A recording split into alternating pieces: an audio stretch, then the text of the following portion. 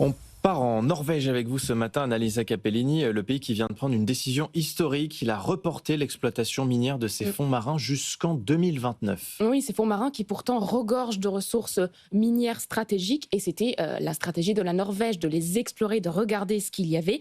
Le pays avait autorisé la prospection minière de ces fonds l'année dernière et donc les licences allaient tomber là dès le début de 2026 pour pouvoir explorer les fonds et donc derrière évidemment commercialiser les ressources trouvées. Donc là, avec cette décision, toute exploration et donc bien sûr toute exploitation derrière est bloquée au moins jusqu'en 2029. Et puis il y a une autre nouveauté toujours dans ce domaine des fonds marins, c'est que le gouvernement a décidé de supprimer tous les financements publics pour la cartographie des fonds marins. Donc on peut dire vraiment que la Norvège met un coup d'arrêt à tout ce qui concerne ces fonds marins, l'exploration, l'exploitation. C'est très étonnant pour un pays qui a toujours été à l'avant-garde sur ces sujets et surtout pour un pays qui a des fonds marins richissimes. On estime qu'il y a 38 millions de tonnes de cuivre, 45 millions de tonnes de zinc. C'est absolument immense et qu'il y a aussi beaucoup de terres rares, ces terres rares qui sont essentielles pour la transition énergétique et pour lesquelles, on le sait, l'Europe dépend de la Chine. Mais pourquoi alors? Parce que ce sont des activités qui sont controversées? Oui, parce qu'il y aurait des effets sur l'environnement, sur la biodiversité, donc ça inquiète énormément la communauté scientifique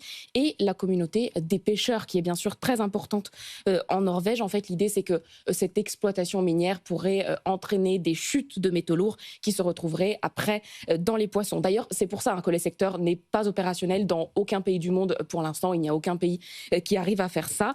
Donc, pour un pays qui est hyper lié à son environnement, et en plus un environnement hyper fragile, puisqu'on parle de l'Arctique qui est déjà menacé par le réchauffement climatique, c'est une question évidemment très délicate. Alors, pour certains activistes, c'est une bonne occasion pour la Norvège de changer complètement de cap, donc de passer de pays pionniers sur la potentielle exploration des fonds marins, de devenir le chef de file en matière de protection des mers.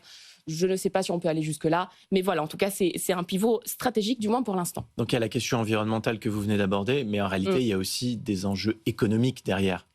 Oui, des enjeux économiques et surtout politiques. C'est le gouvernement travailliste qui a été obligé de lâcher sur ce point pour obtenir le soutien d'autres partis minoritaires, notamment les écologistes, qui s'opposaient évidemment farouchement à cette exploration des fonds marins.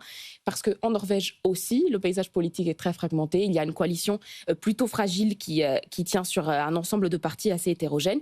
Et en Norvège aussi, on doit voter le budget, c'est les derniers jours, évidemment, Cette saison. pour tout le monde. Voilà.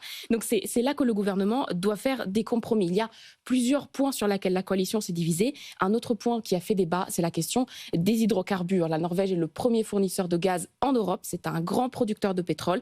Sauf que les Verts désirent en finir totalement avec le pétrole. Ils estiment que c'est le moment d'écrire la dernière page de l'histoire pétrolière du pays. Donc voilà, vous voyez toutes ces questions au croisement entre l'indépendance énergétique du pays et la protection de l'Arctique sont en train de créer des questions existentielles pour la Norvège.